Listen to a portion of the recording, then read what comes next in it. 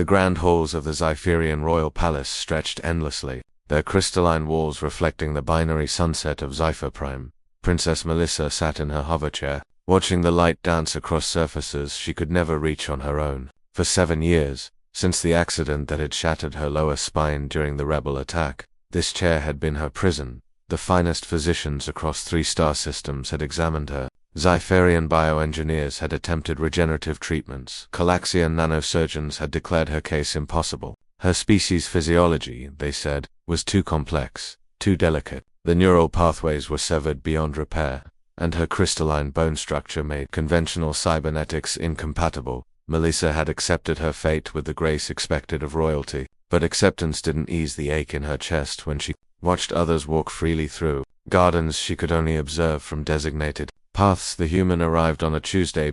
Wasn't what anyone expected when the Intergalactic Maintenance Guild sent their expert to repair the palace's failing gravity stabilizers. Humans were still relatively new to the galactic community, barely 2 centuries since first contact. They were considered primitive by most standards, their technology crude, their methods unrefined.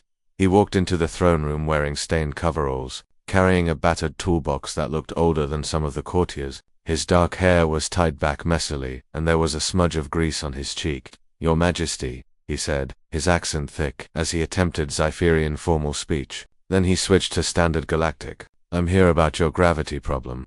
Melissa's father, the Emperor, looked thoroughly unimpressed. "The guild sends us this. A human, the best mechanic they've got, apparently," Burok said with an easy smile that would have gotten most people thrown out. "Shall I get started?" For 3 days, Burok worked throughout the palace. Melissa found herself watching him from various corridors. He was different from the careful, meticulous engineers she was used to. He improvised. He took machines apart and put them back together in ways that shouldn't work, but somehow did. He sang while he worked strange human songs about roads and dreams and stars. On the 4th day, he found her in the observatory. "You're the princess," he said. Not as a question. "I am." He gestured to the hoverchair. "That's Calaxian tech, KX7 series." Melissa blinked, surprised. "Yes. How did you worked on a few good chairs, but limited." He tilted his head, studying her with an intensity that made her uncomfortable. Not pity, curiosity. "Mind if I ask what happened?" She could have dismissed him. Should have, by all protocols. Instead, she found herself explaining the attack, the injuries, the years of failed treatments. Burok listened without interrupting. When she finished, he was quiet for a long moment. "I could help you," he said finally. Melissa's breath caught. "The finest doctors in the galaxy aren't mechanics," Burok interrupted. "They see biology. I see engineering." He moved closer, his eyes bright with the kind of excitement she'd only seen in scholars discovering ancient texts. "Your people, you're partially crystalline, right? Silicon-based neural structures." "Yes, but and everyone's been trying to use organic solutions for an inorganic problem." He was talking faster now, hands gesturing animatedly. "They're trying to regrow what can't be regrown. But what if we don't regrow? What if we rebuild? That's impossible. That's what they said about the gravity I fixed those in half the time estimated."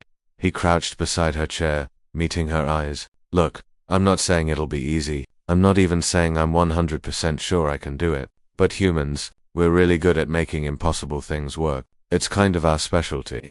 Something in his voice, confidence without arrogance, hope without false promises, made her want to believe. "Why would you do this?" she asked quietly. Burok shrugged. "Because you want to walk? Because I might be able to help. Isn't that enough?" It took 3 weeks to convince her father. 3 weeks of Burok presenting, of heated debates with the royal physicians, of Melissa herself finally putting her foot down, metaphorically speaking, and demanding they let her try. The procedure was unlike anything attempted before. Burok designed a hybrid system, biosynthetic interfaces that could bond with her crystalline neural structure.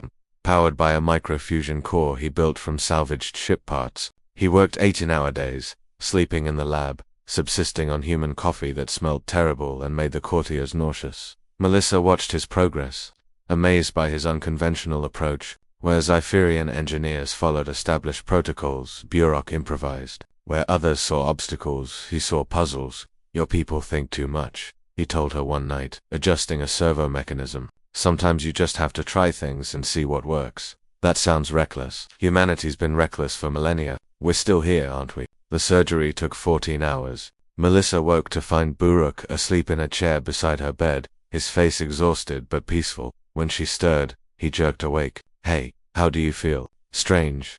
Different." She looked down at her legs, at the subtle shimmer beneath her skin where his technology now interfaced with her biology. Did it work? Only one way to find out.